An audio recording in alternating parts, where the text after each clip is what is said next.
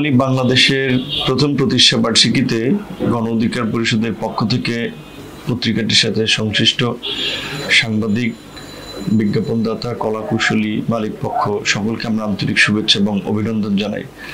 গণ অভ্যুত্থান পরবর্তী স্বাধীন সাংবাদিকতার যে নতুন পথ উন্মোচিত হয়েছে, আশা করি দৈনিক রূপালী বাংলাদেশ সেই সুযোগকে কাজে লাগিয়ে বস্তুনিষ্ঠ সংবাদ পরিবেশনের মধ্য দিয়ে জনগণের আস্থা অর্জন করে সামনে এগিয়ে যাবে।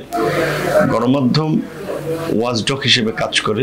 বাংলাদেশের গণ অভ্যুত্থান পরবর্তী আমরা যে পরিবর্তন চাই, যেখানে দুর্নীতি, অন্যায়, অনিয়ম, অবিচার, যেটা গণমাধ্যমের বরাতে আসলে সকলের সামনে উঠে আসবে এবং তার মধ্যে দিয়ে যারা দায়িত্বশীল কর্তৃপক্ষ রয়েছেন তারা একটা ব্যবস্থা নেবে, সেরকম একটি কাঙ্ক্ষিত সমাজ বিনির্মাণে ওয়াচডগ হিসেবে, ফোর্থ স্টেট হিসেবে গণমাধ্যমকে ভূমিকা রাখতে হবে।